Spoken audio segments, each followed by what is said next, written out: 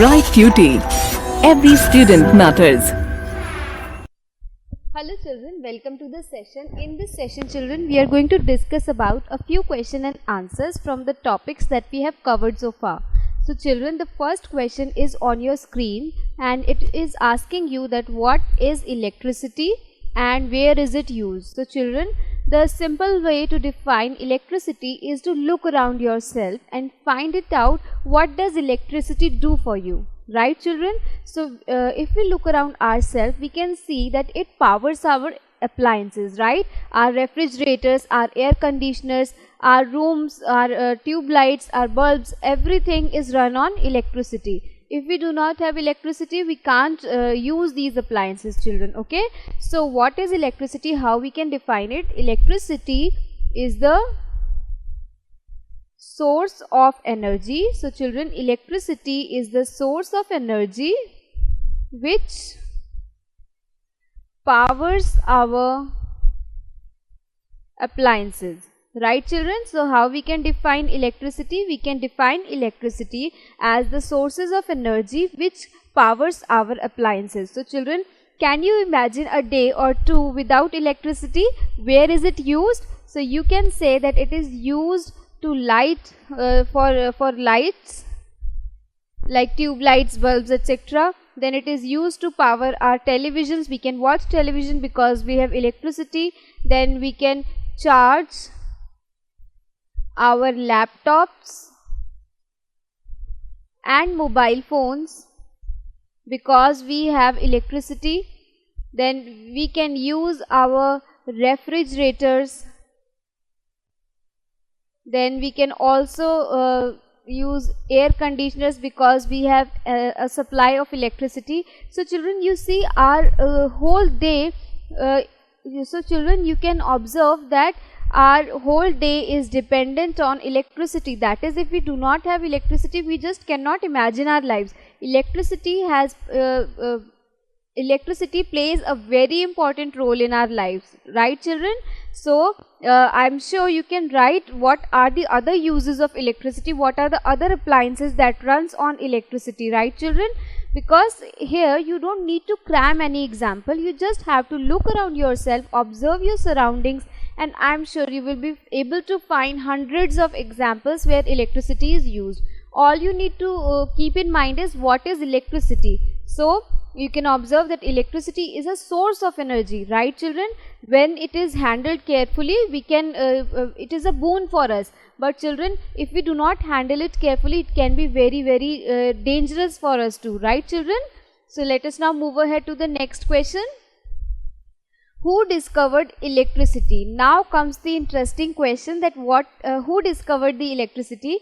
So children, electricity was discovered by scientist Benjamin Franklin. And how he discovered electricity? So children, at the time of lightning, Benjamin Franklin used a kite and a metal key which is used as a conductor, right children? So he used these two to generate electricity, right? Although you should never attempt to do this because this can be really dangerous for you students, okay? So for now you need to keep in mind only this, that electricity was first harnessed by Benjamin Franklin, okay children? So let's now move ahead. So from where do your houses receive electricity? So children, from where do your houses receive electricity? You will say from the power stations. And at power stations, large electric generators are there which produces electricity, right children? So you receive electricity through wires and it is generated, and you receive it from where? From power stations, right children? Then let's move to the next question. Where does a torch gets electricity from? So children, suppose a situation of power failure at home and it is night time. So what are you going to do? You will try to use a torch, right? So children, where does this torch gets light from?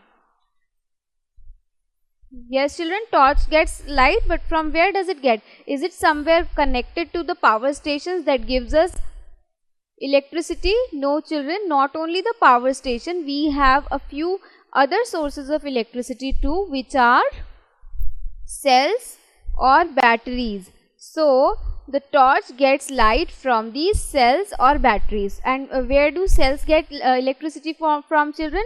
Cells have stored chemicals, right children, and these chemicals undergo chemical reaction in order to produce electricity, right children. So the torches gets electricity from the cells or batteries which are used, right. So let's move to the next question, which is, why do cells stop working after some time? So children, sometimes after you have used cells for some time, they stop working. Why does this happen children? Because we know that cells contain stored chemicals in it which undergo chemical reactions and gives us electricity, right. But what happens is, after usage, after some time, these chemicals gets used up completely. They get used up completely, or they are finished, and in such cases these cells stop working, right. Okay children, so let's now move ahead. So children, how many terminals are there in an electric cell? So children, let us see the electric cell, the rough diagram of it, and you will observe that this cell has marked, you can see the mark of plus sign on one side and minus sign on the other side, and you will observe that there is a metal cap where there is a plus sign, and this plus sign children indicates the positive terminal, right. This is the positive terminal. So how you can identify the positive terminal in a cell? Either you can look for this plus mark, or you can observe this metal cap over here, whereas the flat disk side has this minus sign, and this indicates this is a negative terminal. So children, how many terminals are there? So there are two terminals. How many terminals are there in an electric cell children? There are two terminals in an electric cell, which are positive terminal and negative terminal. Let's move to the next question children. Give the origin of the word electricity. Okay children, what is the origin of the term electricity? So can you find children? So there was a Greek word electricus. Okay children, so the electricity word is coined from the Greek word electricus, and electricus is nowhere related with electricity. Instead it has the meaning amber. What is amber color children? Amber is the bright yellow color, and we have studied that what is amber. Amber is also children a type of resin, okay, and this resin is yellow in color. That is why we call it amber. But how is it linked with the electricity? It is linked with electricity children because this amber has a special unique property that if we rub it against each other, it develops a static electricity. It develops static electricity. That is why we call it as electricus, and from electricus we have developed the term electricity, right children? And also children, what is static electricity? It is the type of electricity. I can explain you this with an example.